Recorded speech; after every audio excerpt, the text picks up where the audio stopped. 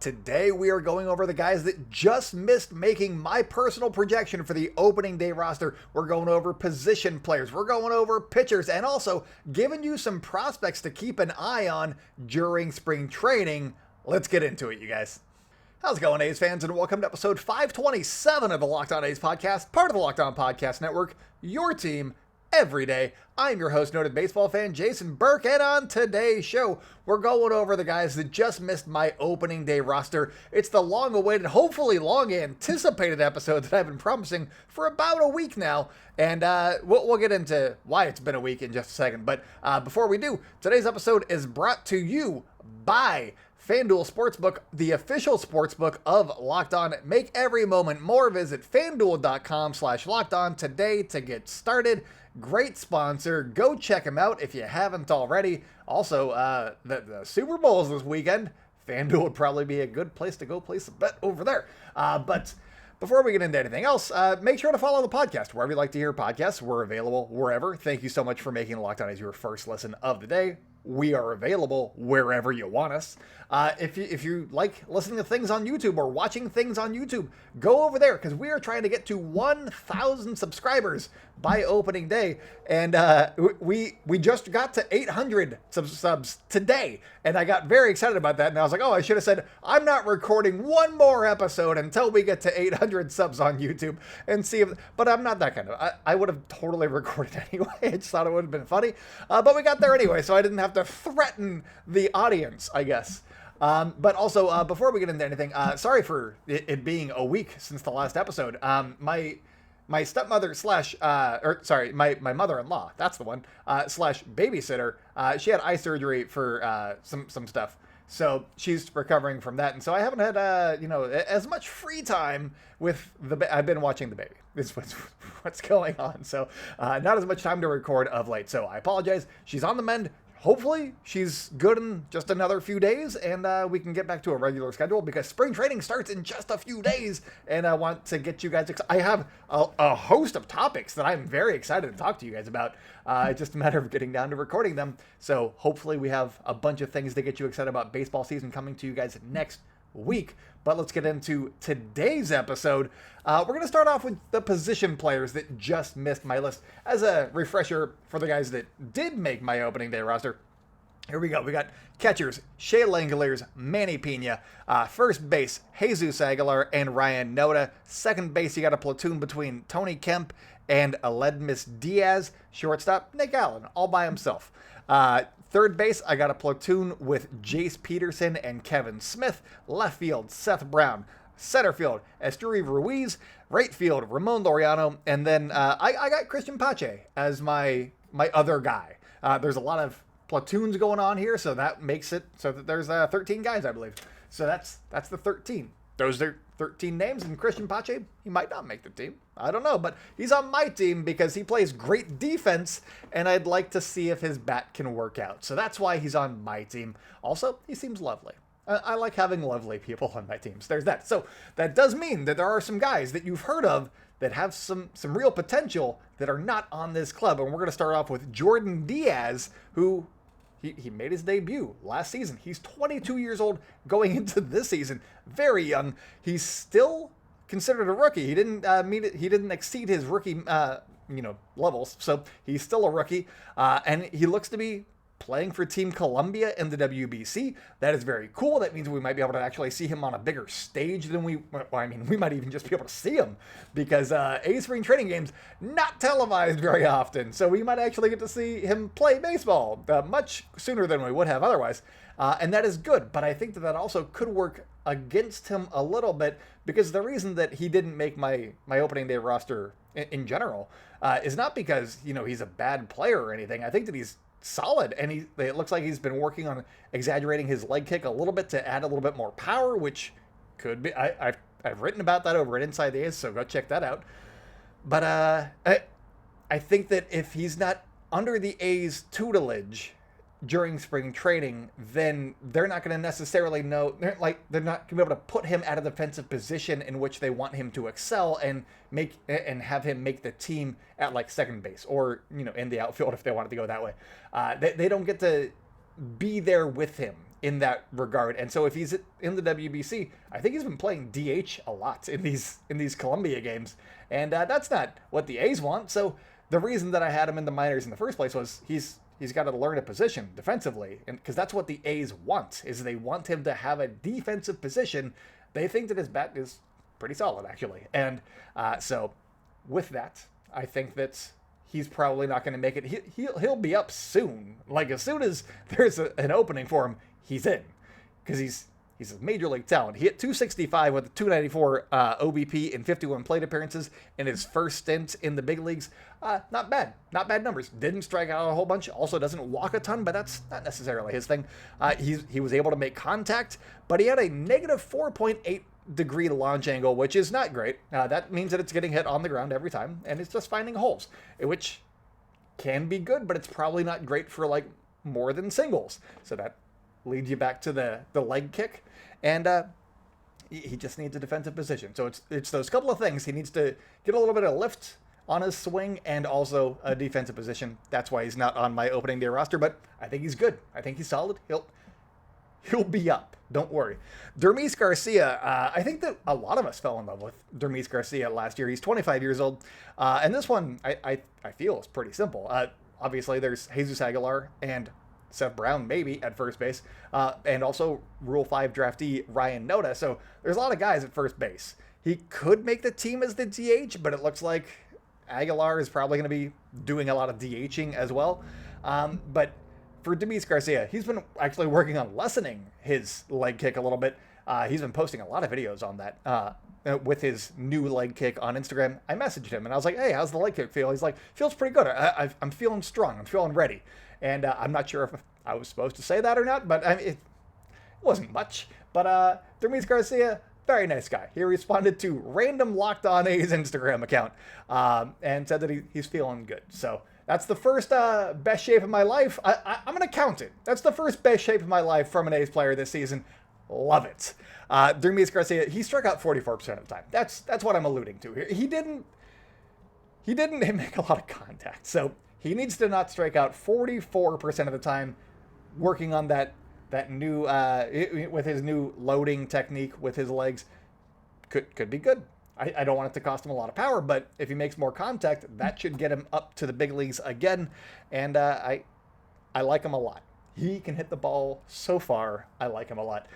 Connor Capable, as we like to call him here on the show, he played 13 games with the A's down the stretch. Not a big sample size, but oh boy, did he impress. I think he had like 0.7 wins above replacement in 13 games.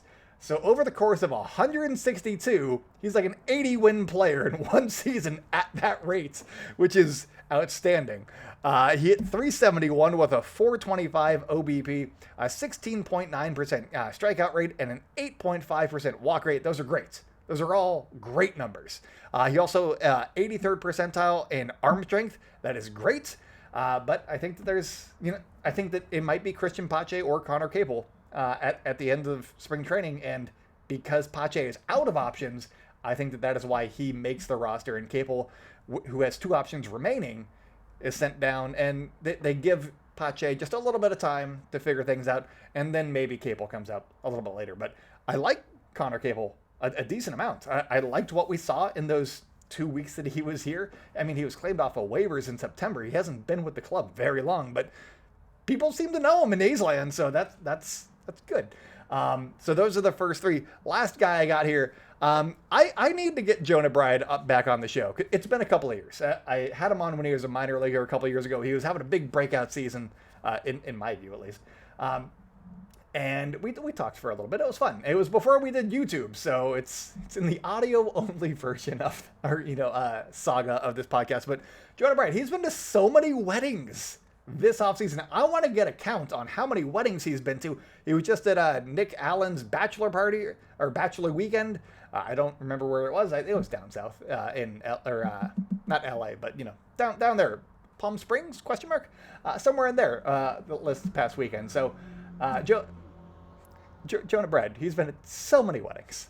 He's 27 years old, and he has a track record of success in the minor leagues. He can hit for average, he can get on base, he can do those things, but I think for him, the thing that he needs to do to make it back to the big leagues, At least, I mean, he can play a bunch of different positions. He might actually make the opening day roster because of his versatility. But the thing that worries me a little bit is he didn't have a lot of extra base pop last season. In his little bit of time, he wasn't getting consistent playing time by any means. But I think that is the thing that the A's would probably want to see a little bit more of out of him, is just drive the ball into the gap a little bit more. Maybe hit a few dingers, things like that. But these are four guys that are pretty solid baseball players that I would like to see more of, but there's no room on the roster currently. And we're going to see what happens in spring training. We're going to see if one of these guys or somebody else performs a little bit better, and then makes me reevaluate my opening day roster projection. But coming up, we're going to be talking about the pitchers, so stay locked in, you guys. Today's episode is brought to you by FanDuel. This year, the only app you need at your Super Bowl party is FanDuel, America's #1 sportsbook. We're really excited about our new sports betting partner for Locked On because they're the #1 sportsbook in America, and that is FanDuel. And if you're new to FanDuel, that's even better because they have so many great features to make betting on sports fun and easy. Download FanDuel now so you can bet on Super Bowl 57 with a no-sweat first bet. You'll get up to $3,000 back in bonus bets if your first bet doesn't win. FanDuel lets you bet on everything from the money line to point spreads to whom, if you will score a touchdown. There's a lot of bets going on for Super Bowl Sunday, but as a California host, there's a lot of play the fantasy stuff. Who's going to be the bigger quarterback? I think. Do you put Mahomes as your captain to your team?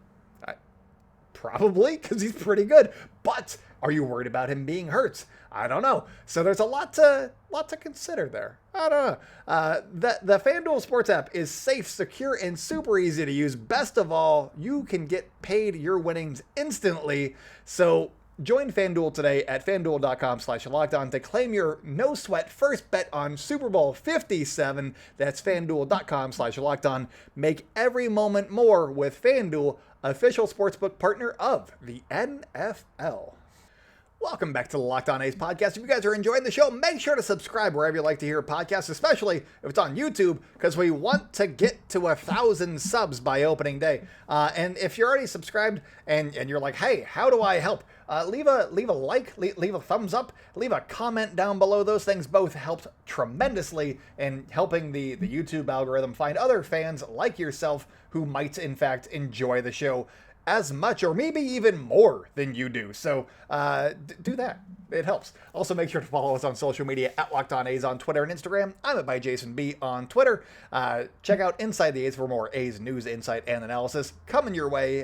When A's news happens, it's at Inside the A's. I actually just wrote a piece, which will be a podcast topic for next week, about the three guys who could lead the A's in WAR next season. It's not a bunch of like, oh, it's this guy that you know. Nah, I think that it's an interesting group. We'll see. I laid it all out. It's like 1,500 words, so I laid it all out for you guys over at Inside the A's. Go check it out. But let's talk about the starters, because the A's are flush with starters. They traded Cole Irvin and still have like too many guys. So I got the list of starters that did not make my opening day roster, but quick refresher here. The guys that did make my opening day roster, in no particular order here, assuming health for everybody here, but Paul Blackburn, James Kaprielian, Ken Waldichuk, Shintaro Fujinami. Very excited. I can't wait to watch him pitch. I kind of hope that he pitches opening day, because it doesn't matter who pitches for the A's opening day, but pretty sure that Shohei Ohtani's going to be pitching opening day, and I want them to go against each other. Wherever Ohtani is in the Angels rotation, just match him with Fuji. That's the matchup that I want to see. That'll get me excited about baseball. Fuji, opening day starter. And then Drew Rucinski, who is also, from the Asian leagues. He played in the KBO. He's been very, very good. I'm excited to see what Drew Rucinski can do. He might turn into this season's version of Cole Irvin, where he's good. He's like league average, but he's consistent and he's going to make every start. So that's why he's there, I think. And that might be part of the reason why the A's felt okay in trading Cole Irvin. I thought that, having both of them would have been nice, but oh well, it's fine. So who didn't make the rotation according to that list right there. First up, you got Kyle Muller. He was acquired in the Sean Murphy trade. He is 25. He has a career ERA of 5.14 in 49 innings pitched spread over 2 seasons. So he hasn't had a big track record in the big leagues by any stretch. And the Braves do that sometimes where it's like, here, you get like a couple of starts and then you're out an option. So he has 1 option remaining, which is kind of what they did with Pache, and now Pache's out of options, so yay! But Muller, he has a 94-mile-an-hour four-seamer. He's in the 84th percentile in spin rate, which is great. 71st in extension, which is not bad at all. His slider had a 45.5% whiff rate in a small sample size last year. Those are things that I've been looking for. Chad Smith, who they just added to the bullpen, very good slider. Watch out for that slider, you guys. It's gonna sneak up on you. He might be the ace closer by the end of the season. Just throwing that one out there too. But Kyle Muller, he might just need a chance to get some work in Major League Baseball and like go through some growing pains and learn from them and not be sent back down to the minors because the Braves had too many pitchers that were good. You know, like Kyle Wright and some other solid Max Frieds. Is Kyle Wright still with them? I don't know. They got some really good pitchers there, you guys. And they just didn't have enough room for Kyle Muller. But the A's have the room, and now they have Kyle Muller. We'll see what he can do at some point in 2023. But probably, for my money, not money, but for my my opening day projections, he's not there yet. But he'll be there at some point, for sure. JP Sears is also not in my opening day on my opening day roster. I did leave the door open that he could be part of the bullpen instead of Kirby Snead. Maybe they flip those guys so that there'd still be a lefty in the bullpen. But I like Kirby Snead. I think that there's some stuff there. So I put Kirby Snead, who's a more traditional reliever. But I could see either of those guys being that last bullpen spot. Anyways, JP Sears was acquired in the Frankie Montas trade with the New York Yankees. He pitched great against Seattle a bunch of times, and specifically against Luis Castillo, who was their big trade deadline acquisition, and JP Sears was like the other guy. So that was fun. He went 16 innings pitched in 3 starts, gave up 2 earned runs, 9 hits, struck out 16. That was pretty good. That's what he did against arguably the team that has the best chance of knocking off the Houston Astros in the AL West and maybe even keeping them out of the ALCS, the Seattle Mariners. This guy shut them down a bunch last year. So that's exciting. I think he's on the outside looking in the rotation just because he was a little bit up and down. But I like what he does. I think that he's a solid guy. Solid pitcher. He might be more suited for the bullpen, and maybe that's where they go. Maybe the A's trade like Sam Mole or something like that at some point, and that frees up a spot for JP Sears to just go out there and dominate all the time. I'd be intrigued. Then we got 2 guys that I'm still very intrigued by. They didn't have great seasons last year, but I'm still very intrigued by them. First one, Adrian Martinez. He was acquired in the Sean Manaea trade. Are you sensing a theme? It's that all the pitchers were acquired via trades. But Adrian Martinez, he was acquired in the Sean Manaea trade. He has some great movement on a couple of his pitches, particularly his changeup. It's really good, but he only has a 37% chase rate, which is low. There's a lot of blue on his Baseball Savant page, and that's not encouraging. But I feel like he's just a couple of tweaks. He feels like a tweak guy, where if you tweak him, then he's better, and then it's like, whoa, he's good now. So there's that. Early in the offseason, I suggested him adding a 2-seamer, which he could tunnel with some other pitches. So there's one that goes straight, one that goes down, one that goes down, one that goes left, one that goes right, and then do that and just tunnel those 3 pitches together, and he'd be essentially unhittable, and that would be lovely. So add a 2-seamer and see how that goes. Mike McCarthy, A's new bullpen coach, call me up. I mean, that's the entire thing. So you don't actually have to call me. You can just do that, I guess.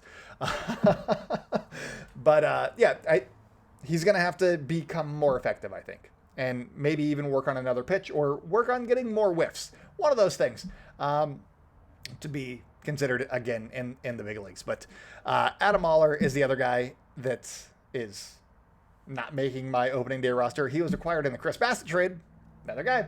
And when he was acquired, I was like, he reminds me of Chris Bassitt. He seems like he has that bulldog mentality, and we're going to find out if he does. I saw some of it at the end of last season that he got hurt. We're going to see if he has it in spring training. We're going to see if he has it in the regular season. He's 28 years old, finished with a 6.30 ERA in 19 games. 14 of those were starts. He was in the 2nd percentile on whiffs, 8th percentile on walks, so not great. 15th percentile in whiffs as well. I don't know. I wrote down some things, and that's what happened. So in his best start of the season, he went 8 scoreless innings against the New York Yankees, and he seemed to have scrapped his sinker and went more with a fastball cutter. That may have been a New York Yankees specific thing. That could have been something that he just started doing, and it unlocked a new level for him. Then he got hurt, and we didn't really get to see him at his best. So, and also the Yankees have been struggling. So was it more that, or was it the pitches that he was using? Because he had a meh start, but he also ended up on the IL after his start against the Orioles. So how much do you take with that? And then he missed almost a month, made a 1-inning start at the end of the season, and he allowed a couple of runs there against the Mariners, I believe. So how much of that was injury? How much of that was him not actually figuring it out? I don't know. I want to find out, because I am very intrigued in who Adam Oller is, and I want him to show me in 2023. But I don't think that he's going to show me at the beginning of the season. But those are the 4 starters that aren't going to be in the rotation, according to me, right now. But injuries happen, things happen. I'm still very intrigued by these 4 guys, as well as the 4 guys that we talked about in the last segment. But coming up, we got 3 prospects that you need to pay attention to this spring training, because they could be difference makers for the Oakland A's in 2023 and beyond. Welcome back to the Locked On A's podcast. If you guys are enjoying the show, make sure to subscribe. And if you're already subscribed and you're already doing all that stuff, leave us a rating or review on your audio platform of choice, or leave us a comment down below if you're on YouTube. Also, fun news. As I hit pause for 1 second, apparently Adrian Martinez has been added to the Team Mexico WBC roster. Very intriguing. Want to see what he's up to. And also prospect Denzel Clark has been added to Team Canada's WBC roster. I wasn't going to talk about him, but I mean, he's a great prospect. I want to see more of him, and you're probably going to see more of him now that he's on Team Canada. So that is very exciting. Also, again, thank you so much for making the Locked On A's your first listen of the day. We're free and available on all platforms. Make sure to follow us on social media at Locked On A's on Twitter and Instagram. I am by Jason B on Twitter. Check out Inside the A's for more A's news, insight, and analysis. Coming your way whenever A's news happens. It's over at Inside the A's. There you go. Boom. But let's talk about 3 prospects that you need to pay attention to this spring training. First up, we got Freddy Tarnok. He was also acquired. He's a pitcher, also acquired via trade in the Sean Murphy deal. He's primarily a starter in his minor league career, outside of splitting a little bit of time in 2018 between starting and relieving. He had 25 minor league games in 2020, in 22, and 23 of those were starts. So he appeared 2 times out of the bullpen as a pitcher in 2022. He had a 4.05 ERA, 10.5 strikeouts per 9, 3.7 walks per 9, and 106.2 innings pitched, and that is split between AA and AAA. So decent numbers. Not great. They're not knocking you out of the park, but they're decent numbers. Not bad. A's have a lot of starting pitching options, which is why he didn't even make the last segment. But he's here now as a prospect guy who's probably going to be in the minor leagues. But some people think that he might be more better suited as a reliever, because he could run it up a little bit higher, and that would be interesting. He's also a late inning type of arm. He throws hard. The A's have been getting more guys that throw hard. So gone are the days of Yusmeiro Petit's 87-mile-an-hour fastball. But I think that right now he starts off as a depth piece in the starting rotation. But I mean, maybe if an opportunity arises later in the season, he could potentially turn into a relief option because the A's don't have a ton of like full-time relievers. Any starter could be a relief option in a pinch, or just turn into one anyways. But Freddie Tarnok seems like he could be a relief guy, and his walk rate's been good, his strikeout rate's been good. Those should be emphasized even more coming on in relief. So hey, we'll see what happens there. And he's also got some experience doing it, so I like that. He's also the number 11 prospect on the A's top 30. So there's that. Sorry, I had to pause it there for a sec. Somebody's at the door, and I do not care. There's other people here that can answer the door. Coming up next, we got the A's number 14 prospect on their top 30 on MLB Pipeline. These are from, as of the end of the 2022 season. They have not updated these before the start of the 2023 season yet. They've done like their top 10s and all that stuff, and their top 100, but they have not done the team by team top 30s yet. So these are still subject to change, but Luis Medina, he's number 14 currently. He is 23 years old. He's a righty. He was also acquired in the Frankie Montas trade. He throws 102. Well, he tops out at 102. He probably like sits 99. Ooh. The big thing with Luis Medina is he has command issues. They were really, really bad when he got to the A's in Midland. He was walking like a batter an inning on average, which isn't great. His stats weren't fantastic as a pitcher in Midland, but he is a starting pitcher, and he can run it 99 to 102, and I love that. He's also going to be out of options going into next season, not this season. So he doesn't have to make the roster this season, the opening day roster this season, as we kind of thought for a second. He has a fourth option year, which is weird. I didn't know that happened, but it does, apparently. So he will... the A's are going to want to hold on to him because he has an electric arm. And after, a season and a half in their system, they want something from him in 2024. So they're going to have to figure out which role he fits best in this season, and whether or not he's going to be a starter or a reliever going into next year when he has to be on the A's opening day roster.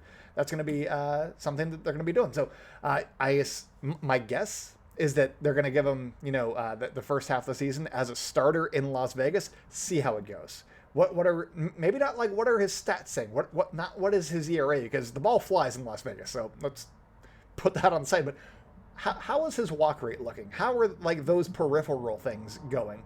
How does he look? Kind of that stuff. The eye test, and if it's not going well, convert him to a reliever, and then you can have one kick butt dude coming out of the bullpen. So we'll see how that goes. Then the other guy that you have to keep an eye on, he's a friend of the show. Big friend of the show. Not 23-year-old. He's 24. A's number 23 prospect, Mason Miller, 24-year-old. He's a righty. The thing that people are a little bit, not skeptical, but they don't know enough about him because he hasn't pitched enough innings. He was hurt a little bit last year. But oh man, was he electric in the innings that he pitched. He had 14 electrifying innings, as I wrote here, in 2022. He had a 16.1 walks per nine. Excellent. And also, he has the command to go with it because he only walked 1.9 per nine. That's fantastic. Those are great numbers. He had an 0.786 whip. Anything that starts with a 0 in your whip is fantastic. And that could be like 0.99999. And this is 0.787. That's a ridiculous whip, you guys. He doesn't get hit. He doesn't give up walks. He could be a really good starter for the A's, and you got to pay attention to him. They have him ranked 23rd currently, but oh man, he opened some eyes in Fall League, and people are going to be all over him. He's probably going to be a top 100 prospect by the midseason mark. Because as long as he stays healthy and if he pitches like this for a half a season, top 50 prospect? I don't know. He's really good. So keep an eye on Mason Miller. If he's on your TV, drop what you're doing. I don't care drop it and watch Mason Miller throw some baseballs because he is fantastic and you should get excited about him. So those are the three guys. You got Freddie Tarnock, Luis Medina, and Mason Miller. I like pitchers. That's my thing. So anyways, that is all that I got for you guys today. Coming up later, next week, we got a bunch of 3 things we're going to get you guys very excited about baseball season next week, because pitchers and catchers report. We're going to catch you up on what the A's have been up to, the 3 biggest moves of the offseason. We're going to get you guys ready for that. Who could be the breakout stars? Who could lead the team in WAR? All of these things are coming up for you guys next week, so get very, very excited. We're also going to be going to 5 days as soon as, next week is supposed to be it, but, timing for me personally is going to dictate when I go back to 5 days. But 5 days a week coming up soon for you guys, so get excited about that. Make sure to follow us on social media at Locked On A's on Twitter and Instagram. I'm at @ByJasonB on Twitter. Check out Inside the A's for more A's news, insight, and analysis coming your way whenever A's news happens. It's at Inside the A's. There you go. Boom. That's all. That's all that I got for you guys today. So until next time, go check out Locked On MLB Prospects. That's the one. That's what I was trying to get to. Go check out Locked On MLB Prospects, because Lindsey Crosby is a prospect encyclopedia, and he knows everything that's ever been done in the minor leagues. So go check out Locked On MLB Prospects, you guys. But that's all for me today. So until next time, go out and celebrate good times, A's fans, and I will talk at you soon.